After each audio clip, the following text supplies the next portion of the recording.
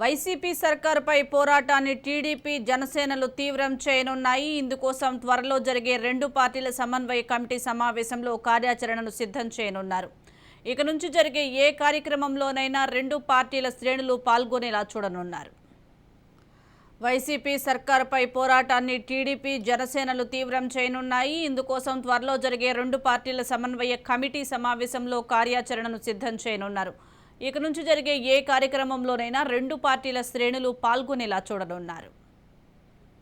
YCP సర్కారుపై పోరాటాన్ని TDP జనసేనలు తీవ్రం చేయనున్నాయి. దీనికి సంబంధించి మరింత సమాచారం మా ప్రతినిధి మోహన్ అందిస్తారు. మోహన్, పూర్తిగా మనం చూసుకోవచ్చు. ఇక్కడ ఏదైతే తెలుగుదేశం పార్టీ మీటింగ్స్ అన్ని కూడా ఇప్పుడు జరగాల్సినటువంటి జనసేన టీడీపీ ఏదైతే అలయన్స్ ప్రకటించిన తర్వాత ఈ మీటింగ్ కి ఒక జోష్ అనేది తెప్పించడానికి ఇదంతా కూడా మీటింగ్ సారాంశంగా చెప్పుకోవచ్చు. మొత్తం ఈ వ్యవహారాలన్నీ కూడా స్వయంగా నారా లోకేష్ అలాగే మన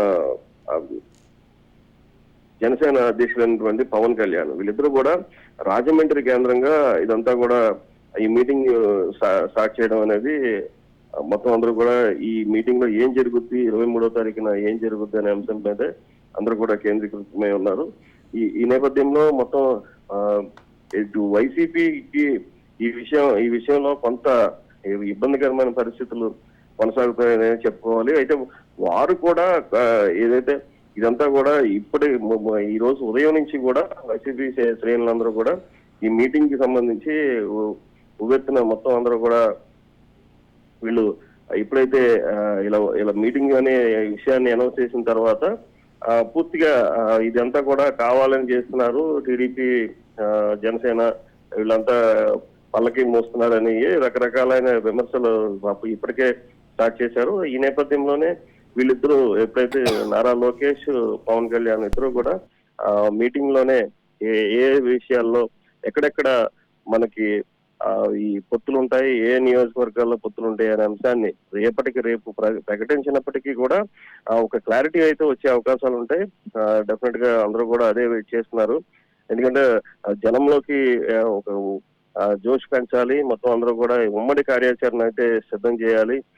డెఫినెట్ గా వైసీపీ శ్రేణులకు మొత్తం చెమటలు పట్టించాలనే కాన్సెప్ట్ తోనే మొత్తం అందరూ ఇదవుతున్నారు. వాళ్ళందరూ కూడా ఎప్పటికప్పుడు ఈ లోకల్ గా జరుగుతున్నటువంటి డేటానంతటిని కూడా నాయకులు సేకరిస్తున్నారు. ఈ రోజు జరిగినటువంటి టీడీపీ విస్తృత స్థాయి సమావేశంలో కూడా లోకేష్ ఏదైతే ప్రభుత్వం కక్షపూరితంగా చేస్తున్నటువంటి అంశాన్ని కూడా ఆయన లేవనెత్తడంతో మొత్తం అందరూ కూడా రేపు జరిగిపోయే ఈ జనసేన టీడీపీ మీటింగ్ లోనే మొత్తం అంతా కూడా ఒక క్లారిటీ వస్తుందని చెప్పేసి చెప్తున్నారు.